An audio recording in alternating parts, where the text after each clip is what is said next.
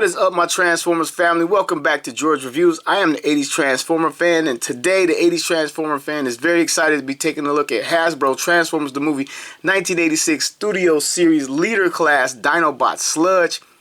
Man, this has been a long time coming. We're finally getting the Dinobots outside of the G1. Well, we got them in that Combiner Wars, but that was a Combiner mess. Very excited to get this guy. I got mine off HasbroPost.com because I couldn't find them in stores. And I'm happy I got off HasbroPost.com because if you take a look at the packaging, gone is the window in the front of the box. It's just all cardboard to be more environmental conscious by Hasbro, even though they still sell product with the window.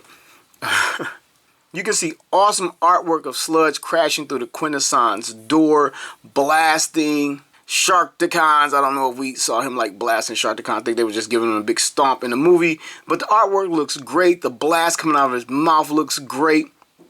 On the side of the box, there's another image of Sludge doing the exact same thing on both sides of the box. On the back of the box, there is a product shot of the figure within the box, both in dinosaur mode and in robot mode. Looks pretty cool. 31 steps to transform this figure. There's a little bit of writing on the back. It says big screen inspired scale detail backdrop. Over here it says Dinobot Sludge, mockery of justice. One of the lines dropped in the movie. So let's get Sludge open and take a look.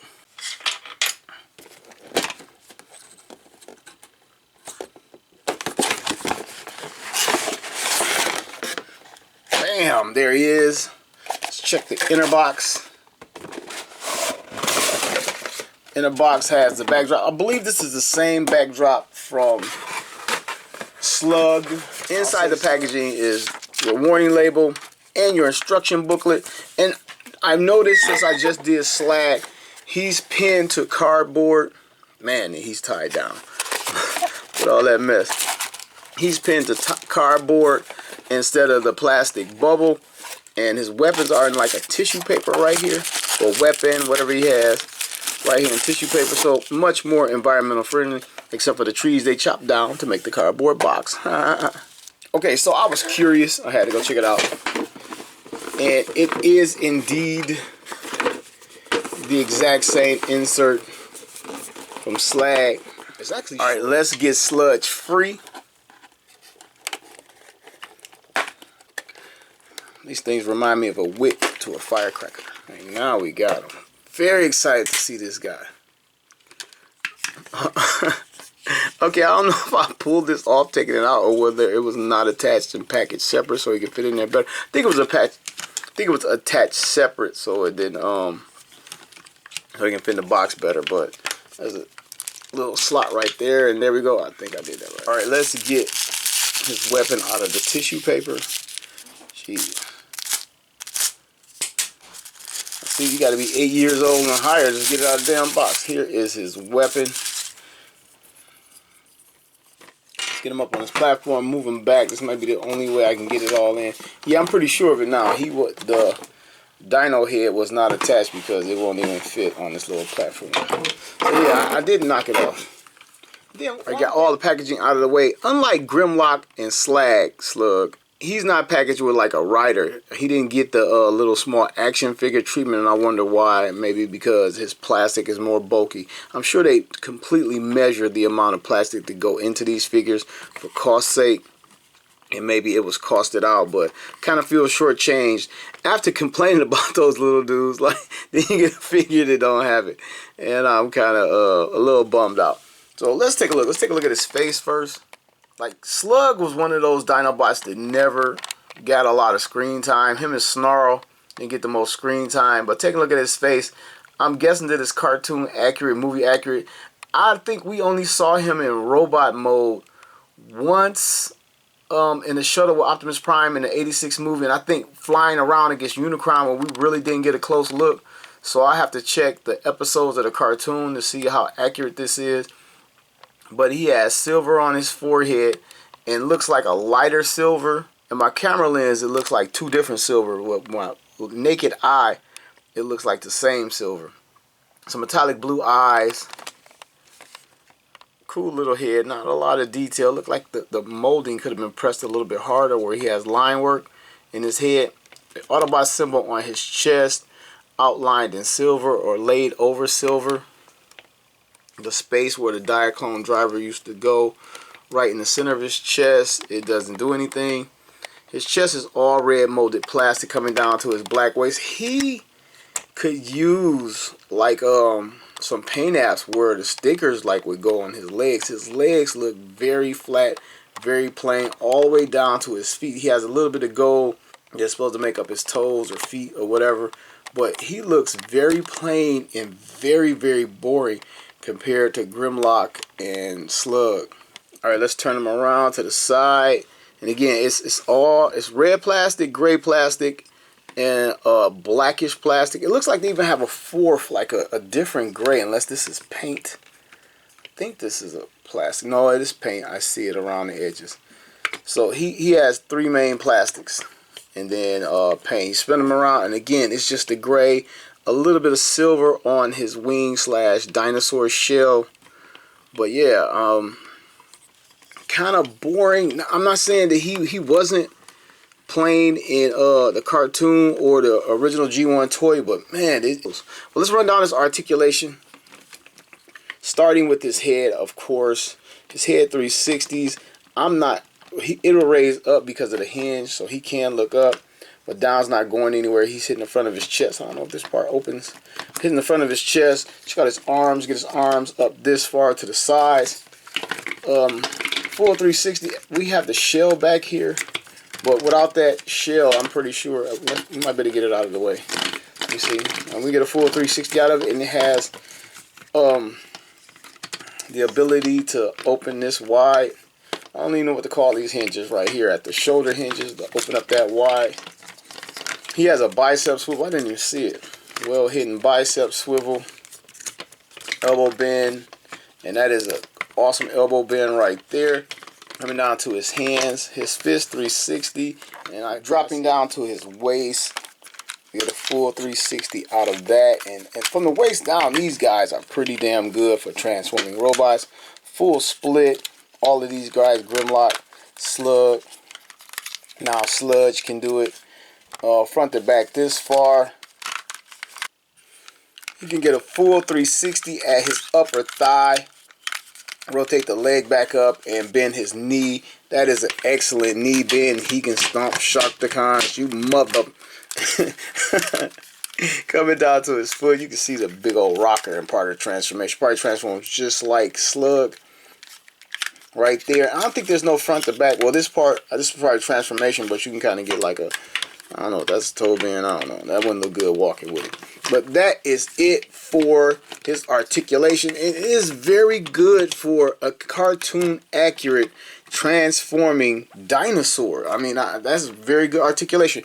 And back to his gun. Here is his gun. It is a blackish plastic with gold paint on it. Now, the gold paint looks as if it's bleeding through, and I think the gold is done better on Grimlock and Slug, and I think it's better because their gold plastic is laid over the ivory plastic that they have incorporated into their mold, and this gold is laid over the black, which kind of makes it bleed through. So it kind of doesn't work on this guy. We can get it in his hand. I believe we can get in his hand. Boom, and I guess that's a little trigger right there with no trigger finger, and he can Me, Sludge, not see these Decepticons before, and not see again either, because we dynamite them to pieces.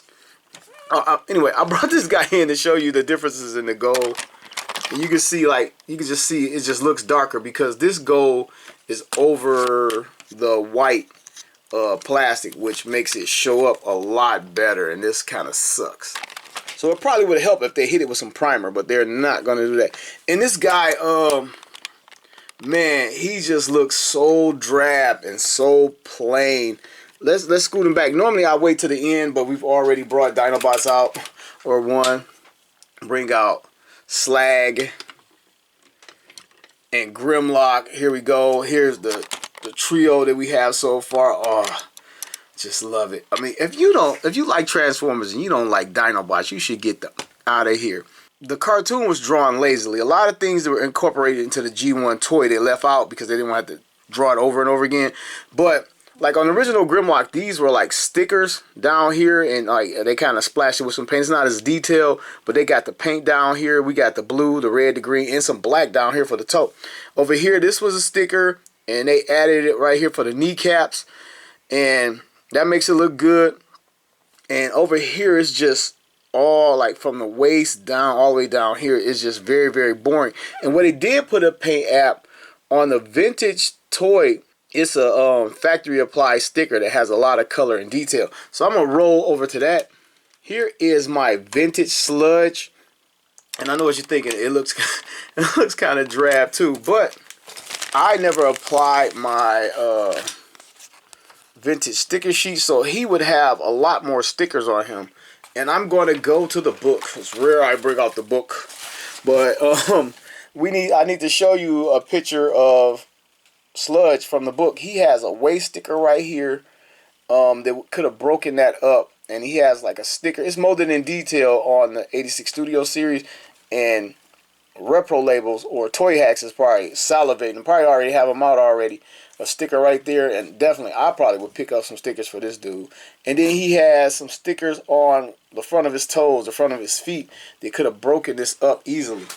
But this guy, yeah, he's starving for some stickers like all around. Man, like he just needs a little help. Now, and I'm not saying he's bad, but like the other guys just pop so much. Okay, on to the transformation. We get the gun out of his hand. While I do my reviews sort of like by the seat of my pants, I don't script them out. But what I do in every review, and I guess it's sort of scripting it out, after I do articulation, I do like a photo shoot where I pose the figure around. And these back panels, one more than the other, came off a few times, so I'm expecting it to fall off during the transformation. So first thing we'll do is fold up his hands, rotate them to the sides and in. Then open up the chest. Fold his head down, then the chest rotates around, which is very, very cool. Now I'm going to rotate his waist around. Then I'm going to bring the chest down, and I don't think it locks. Sort of kind of sounded like it locked, but I don't think it locks. Bring the dino legs down. Coming back to the front, I'm going to bring up the dinosaur head and accordion these panels out like this, and this allows the front feet to come out. There's a port right here and a tab right there, and it snaps just a little bit like that, and then accordion the shell back down and in. Get this part out of the way. Same thing on this side, back down and in.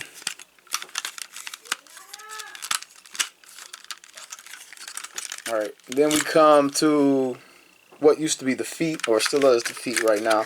Move the tail bits out like this, and then we can open up this part. Same thing on this side. And then they flare out to the side like this. Now we got to get it to rotate around, but turn them back over and rotate it around. These pieces out of the way until the tail parts stick out towards the back. Fold these down, bring this up on both sides. These parts right here have to accordion down, and then there's a peg and port system right here to put these two halves together. I think I got them. Then close up the tail portion. It'll stay. Then bring these little pieces around, and they cover up the back. I'm getting it in. It's kind of a large figure. It's getting longer as I transform it. Then there are some pegs and ports. I get this inside on both sides.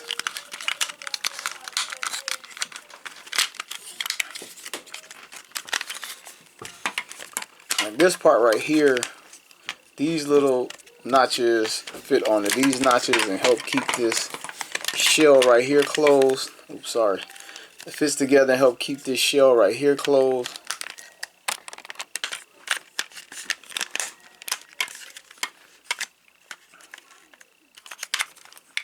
These little things fold in, and this is pretty much it. I just got to get it to hold together.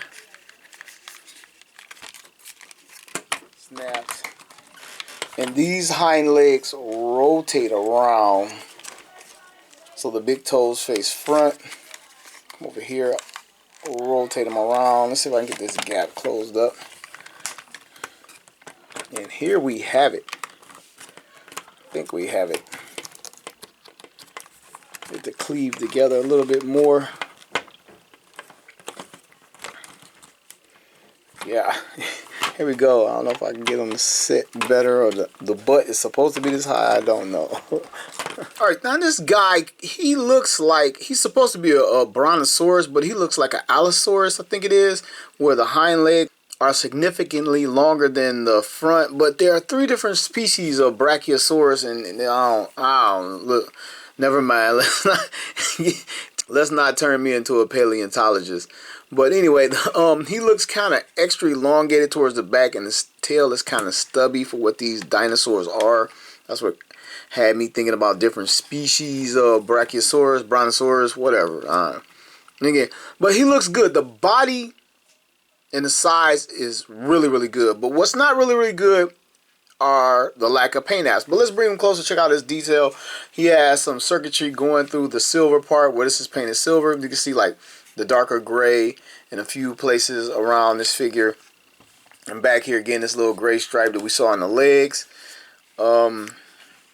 More detailing, more circuitry. Looks pretty good. You turn them over, you got this giant hollow gap underneath where the chest used to be. Now, I know online I've seen a kit where you can actually change out the feet and they fold up to kind of cover this space up.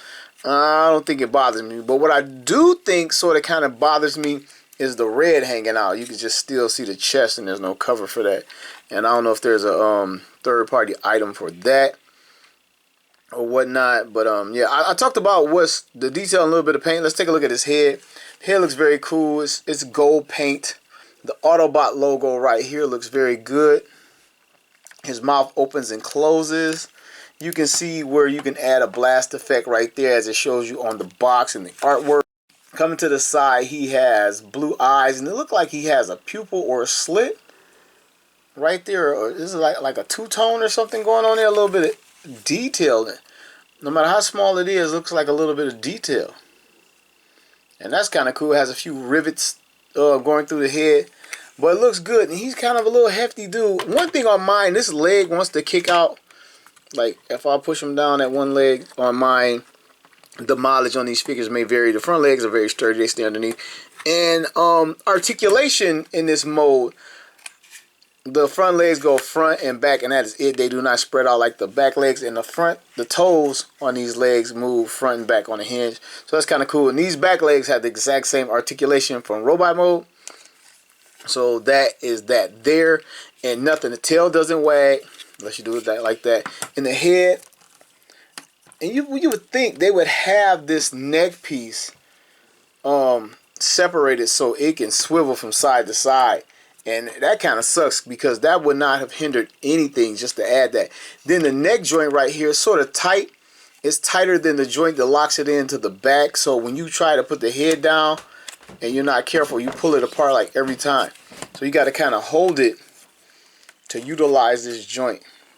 And I guess you can get on like where he's grazing or something like that. But they really should have added this swivel, and this locking part right here needed to be better, or the neck hinge needed to be more loose,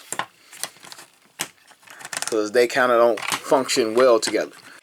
Alright, let's get some comparisons out here and keep it rolling. Here he is next to the Generation 1. And obviously they went for more of the cartoon model, which is a lot of people love. I love like the hybrid look. His tail is superior over here. It's longer, it's better. And I like the roundness over here on the G1. And by being an 80s Transformer fan, you know I'm going to lean towards the Generation 1. But I wouldn't lie to you on which one is better. And I'll try to pull up the cartoon model in 1 second. And the cartoon model had this part right here, I do believe. And they kind of flattened it out here to fit in the transformation. And actually it looks better right there. But here are the similarities and differences in the Generation 1 and the cartoon 1986 movie version. Here's Sludge with the original 3 Sunbow cartoon debut, Dinobots, that debuted in 1984, along with the 84 wave, even though these were 85 toys. And I got them set up, if you know, you know, from the Marvel cover from the Marvel comics. But these guys look really good together. Alright, before I get out of this mode, I'm going to get a couple comparisons out of here other than the Dinobots. Here he is with Generation 1 Optimus Prime. Masterpiece Rodimus Prime. Last but not least, World's Smallest Sludge. Me, Sludge, no lie. Switching back to robot mode, and something I didn't pay attention to, I guess it's like that on a cartoon, his handgun is the actual G1 launcher. Because this is his actual handgun, and it is a very cool looking gun, large rifle type thing. And this is his Generation 1 launcher. And it fits him in dinosaur mode. And they actually based the cartoon gun, I'm just not realizing this after like 35 years, this is based on his launcher weapon. On with the size up and rundown. Sludge and Masterpiece Wheeljack, Studio Series 86 Cup, Earthrise Optimus Prime, Masterpiece Megatron, Marvel Legends X-Men Bishop. The Dinobots do have weaknesses. Slag is hostile, Grimlock arrogant, and Sludge stupid. Alright, Transformers family, I'm not going to drag out the final segment at all. This figure is fantastic like the rest of the Dinobots. The only problem this toy has, in my opinion, a couple of the panels came off kind of easy, but then later on when I transformed it again, they didn't come off. So I don't think that's a huge issue, but the lack of paint apps on this guy is the absolute #1 thing, and it stands out in both modes. He looks very plain in his robot mode, especially against the other Dinobots. They don't have a lot going on, but they have a lot more than him going on. And in the dinosaur mode, very, very plain. He's priced at the exact same price point as Slug/Slag. Try saying that 3 times fast. And Grimlock. Well, the prices have gone up since Grimlock came out by like, I think, between $3 to $5, depending on where you buy it at. He's right around $55, but we don't even get the little figure they once threw in that I also complained about. Now, I don't like the fact that he's not packaged with one. I don't know who he would have came with, but he's not packaged with a figure. So you're getting a little bit less, and they could have gave us a blast effect. They have the ports in their mouth for the blast effects or the fire effect, whatever you want to call it. But we didn't get any of that. We could have got an effect to go in the barrel of his gun, and we didn't get that. We just got the figure, which is a good figure. At this price point, you could have gave me more. And not necessarily a complaint, but a critique. And as a consumer, I just want more bang for my buck on anything, from groceries to clothing to collectibles. And they didn't give us that. So that's the only knock against this toy. Good figure. He's in stores now. He rounds out the original 3 Dinobots, and you got to have them. Hopefully we get the last 2. You're collecting the Dinobots, you're collecting the 86 Studio Series line. You have to have this figure, quality figure. That's all I have. I want to thank you all for watching another episode of George Reviews. The reviews where every toy has a story.